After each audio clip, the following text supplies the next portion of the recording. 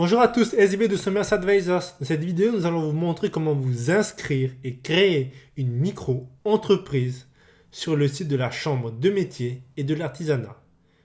Néanmoins, avant de continuer à regarder cette vidéo, pensez à regarder la vidéo qui la précède, c'est-à-dire une vidéo qui vous explique quel centre de formalité des entreprises CFE choisir. Parce que par rapport à vos besoins, par rapport à votre activité, vous devez vous inscrire sur des CFE différents. Donc, regardez-la pour savoir si cette vidéo est adaptée à vos besoins. C'est parti! Allez sur le site de la Chambre de métiers et de l'artisanat www.cfe-métier.com. Cliquez sur « Je veux créer mon entreprise ». Vous n'avez pas encore de compte, donc cliquez sur « Je souhaite créer un compte ». Remplissez les informations demandées.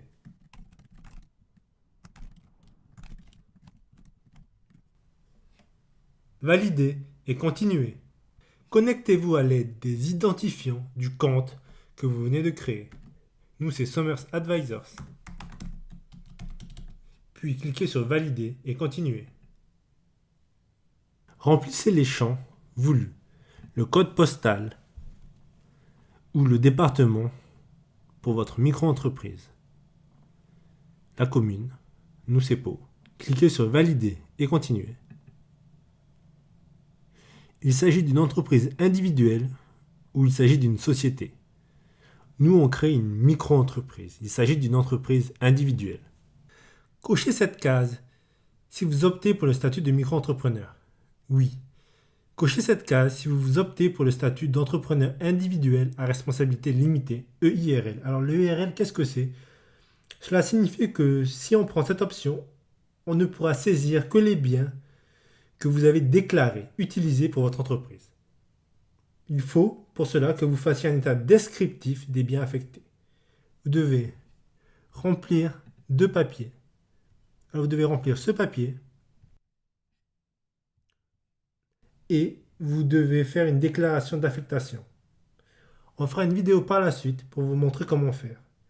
Ici, on va mettre que non, mais il est préférable de faire oui. Mais sachez que vous pouvez faire cette déclaration plus tard. Vous pouvez revenir et faire un EIRL. On fera ça dans une autre vidéo. Donc, bon, on prend notre date de début au hasard. Avez-vous déjà affecté, exercé une activité non salariée? Non. Mais si c'est le cas, vous mettez oui et vous mettez votre numéro sirène. Donc, nous, c'est non. Valider et continuer. Ce sont les informations légales. J'accepte ces conditions, valider et continuer. Alors vous remplissez les informations demandées, nom de naissance, nom d'usage, ce sera Summers, prénom, ce sera SB pour nous, pseudonyme, ce sera Summers Advisors pour nous, votre sexe, votre date de naissance, est-ce que vous êtes étranger ou français, votre adresse. Ensuite, qualité de non-sédentarité. Qu'est-ce que c'est? Est-ce que vous êtes un forain? Est-ce que vous êtes un ambulant? Ça veut dire non sédentaire, ça veut dire est-ce que vous vous déplacez partout en France? Est-ce que vous êtes un ambulant originaire d'un pays de l'Union européenne? À vous de cocher ce que vous voulez pour votre situation. Si vous êtes aucun des trois, vous cochez rien. Votre domicile, votre lieu. Alors pour le domicile, généralement, vu que c'est une micro-entreprise, ça sera le domicile où vous résidez. Vous allez mettre la micro-entreprise là où vous résidez. Vous inquiétez pas, c'est juste un partage de la boîte aux lettres. Ça se fait largement. Donc vous mettez votre adresse. La nationalité du dirigeant, française, validée et continuée. Déclaration d'insaisissabilité. Cette déclaration permet de protéger votre résidence ou vos résidences. Depuis le 6 août 2015, votre résidence principale est automatiquement protégée. Elle est insaisissable de plein droit. Donc, si vous n'avez qu'une résidence, il n'est pas nécessaire de faire cette déclaration. Mais si vous en avez plusieurs, faites-le. Soyez conscient que seul le foncier est protégé à l'aide de cette déclaration. Tout ce qui est mobilier n'est pas protégé. Donc, mais si vous faites cette déclaration, il est possible de saisir votre voiture, votre télévision, etc. dans toutes vos résidences. Pour se protéger au maximum, il faut faire le URL. Donc nous, on met non parce qu'on n'en a pas besoin et on fait valider et continuer. Votre conjoint opte pour le statut de conjoint collaborateur. Alors qu'est-ce que c'est? Le conjoint collaborateur est un statut qui permet à votre conjoint ou partenaire, dans le cas d'un PACS, d'exercer, d'aider dans la micro-entreprise sans être payé. Alors c'est uniquement valable pour les couples pacsés ou mariés. Le conjoint doit s'inscrire sur un registre à la chambre de métier en tant que conjoint collaborateur. Le chef d'entreprise, donc vous ne payez pas les charges sociales, mais le conjoint collaborateur aura droit à l'assurance maladie. Il sera ayant droit. Par contre, vous devez payer des cotisations retraite de base, retraite complémentaire et invalidité décès. Alors nous, on coche pas, on clique sur valider pour continuer. Continuez de remplir les informations demandées. Déclaration sociale, assurance maladie et activités autres que celles déclarées.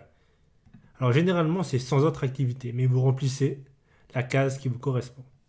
Ensuite on vous demande pour le dossier ACRE. Alors qu'est-ce que c'est que le dossier ACRE? ACRE, c'est l'aide à la création et à la reprise d'une entreprise. Et en quoi ça consiste? Ça consiste en une exonération partielle des charges. Alors c'est valable les 3 premières années pour les micro-entreprises. Et c'est pour l'instant applicable qu'aux chômeurs, mais à compter du 1er janvier 2019, tous les créateurs et repreneurs d'entreprises seront éligibles. Alors si vous êtes éligible, je vous conseille de faire la demande d'ACRE de suite. Vous pouvez le faire après, et vous avez 45 jours. Dépasser ce délai, ce sera plus possible. On fera une vidéo pour vous montrer comment faire. Alors nous on va faire non, mais vous faites oui et vous remplissez. Mais on fera une vidéo pour vous montrer comment il faut faire après. Valider et continuer. On continue à remplir les ayants droit. Alors c'est pour tout ce qui est sécurité sociale. Alors vous remplissez, si vous êtes dans cette situation-là, pour la sécurité sociale, vous mettez vos numéros, votre nationalité française, valider et continuer. Adresse de l'entreprise individuelle, vous remplissez. Mettez le nombre de salariés de votre entreprise. Donc, on va mettre 0 et on vous demande est-ce que vous avez un contrat d'appui? Alors, un contrat d'appui, qu'est-ce que c'est? C'est un CAP. C'est un contrat d'appui au projet d'entreprise. Alors, généralement, on a un contrat d'appui quand on va dans une couveuse. Alors, une couveuse, qu'est-ce que c'est? Une couveuse, ça permet de tester son activité sans s'immatriculer. Quand vous entrez dans une couveuse, vous signez un CAP, un CAPE, et vous pouvez tester votre projet. Et pendant la durée du test, vous utilisez la couverture juridique de la couveuse en utilisant leur numéro SIRET. Alors, si vous l'avez fait, vous faites oui et vous remplissez les informations demandées. On va mettre non dans notre cas et vous faites valider et continuer. Régime fiscal. Membre d'exploitation en commun, coché si c'est le cas. Régime d'imposition. Vous voulez déclarer votre chiffre d'affaires tous les mensuels, trimestriels? Je vous conseille mensuel. Option pour le versement libératoire de l'impôt sur le revenu. Si vous cochez cette case, cela veut dire que vous optez pour le versement libératoire. Ça signifie que vous allez payer votre impôt sur le revenu en même temps que vos cotisations sociales et votre formation professionnelle. Les taux sont pour l'artisan 1,7%, pour le commerçant 1% et pour les professions libérales 2,2%. Il faut faire attention. Prenons un exemple. On est profession libérale, on fait 10 000 euros et donc on doit payer 220 euros d'impôt sur le revenu si l'on a opté pour le versement libératoire. Alors que si on n'a pas opté pour le versement libératoire, l'État considère que l'on gagne 66% des 10 000 euros, donc 6 600 euros. Et sur ces 6 600, un célibataire ne paye pas d'impôt sur le revenu. Donc, si vous avez opté pour le versement libératoire, vous payez 220, alors que dans le cas contraire, vous ne payez rien. Tout dépend des revenus que vous allez toucher. Pour faire simple, si vous ne pensez pas toucher trop d'argent, ne cochez pas cette option. Dans le cas contraire, cochez-la. On peut voir ici toute l'importance de faire des prévisions financières. Pour information, vous avez la possibilité de changer cette option pour l'année d'après. Et vous devez le faire avant fin septembre. Avant, vous aviez jusqu'à fin de l'année, donc 31 décembre. Mais un décret vient de tomber. Donc, si vous voulez changer cela pour l'année 2019, vous devez le faire avant fin septembre 2018. Par la suite, on fera une vidéo consacrée à tout cela pour vous expliquer en détail comment choisir si oui ou non il faut opter pour le versement libérateur de l'impôt sur le revenu. Et pour la TVA, il n'y a rien à faire là. Valider et continuer. Et identification de l'établissement, donc l'adresse de l'établissement principal, votre nom commercial et le nom. Vous pouvez mettre jusqu'à 3 noms d'enseigne. Valider et continuer. Origine du fonds. Alors c'est création, parce que nous on crée une micro-entreprise. Valider et continuer. Ici vous devez mettre toutes les activités que vous allez exercer. Alors ça peut être boulanger, pâtissier, ce que vous voulez. Toutes les activités exercées, n'en oubliez aucune. Puis vous mettez la plus importante. Par exemple, nous on va mettre boulanger. Puis vous validez. Activité de l'établissement. Alors est-ce que c'est permanent, donc en continu, ou saisonnière? Généralement c'est permanent. Ensuite la nature des activités. Donc vous mettez celle qui vous convient. Et pareil pour les conditions d'exercice des activités. Valider et continuer. Les salariés de l'entreprise. Donc, vu que c'est une création, normalement vous n'avez pas de salariés, mais vous cochez si vous en avez, embauche du premier salarié. Est-ce que vous avez des salariés? Non. Effectif. Détail de l'effectif. Est-ce que vos salariés sont des VRP? Donc, c'est voyageurs, représentants et placiers. En gros, c'est des salariés dont la fonction est de démarcher une clientèle de particuliers ou d'entreprises pour votre compte. Ou vous avez des apprentis sous contrat. Donc, 00. Valider et continuer. Ici, vous mettez l'adresse de correspondance, donc, par exemple, votre domicile, votre nom, prénom, adresse, lieu, code postal, contact de l'établissement, votre téléphone, votre mobile, le fax et le courriel, c'est-à-dire votre adresse mail. Valider et continuer. Ici, vous pouvez visualiser votre déclaration. Valider et continuer. Pour finir votre dossier, il faut remplir ces informations. Donc, vous êtes en tant que qualité de déclarant ou mandataire. Normalement, c'est déclarant. Ensuite, vous mettez votre nom et prénom, la date du début de votre activité. Je demande à ce que les informations enregistrées dans le répertoire Sirens ne puissent pas être consultées ou utilisées par des tiers. Donc, vous pouvez mettre oui ou non, c'est comme vous voulez. Valider et continuer. Ici, vous pouvez donc modifier votre déclaration, donc les informations qu'on a remplies, et les visualiser. Puis, vous cliquez sur Terminer ma déclaration. Vous êtes sur la dernière ligne droite. Comment allez-vous envoyer votre déclaration? Alors nous, on va l'envoyer par voie électronique. Si vous choisissez par voie postale, n'oubliez pas d'y joindre toutes les pièces justificatives demandées. La première pièce demandée est une pièce d'identité. Voici un exemple. Vous scannez votre pièce d'identité, par exemple une carte d'identité, et vous écrivez «J'atteste sur l'honneur la conformité de cette pièce à l'original». Vous mettez la date, puis vous signez.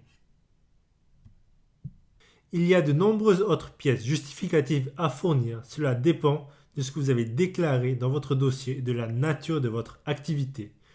Tout vous est expliqué sur ce lien. Cliquez sur pièces justificatives. Puis cliquez sur justificatif pour déclarer une entreprise individuelle. Les pièces de base à fournir sont une pièce d'identité comme expliqué précédemment, une déclaration sur l'honneur de non-condamnation,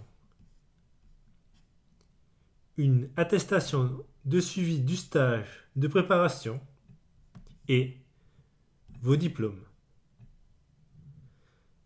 Lisez ce document pour connaître le reste des pièces que vous devez fournir.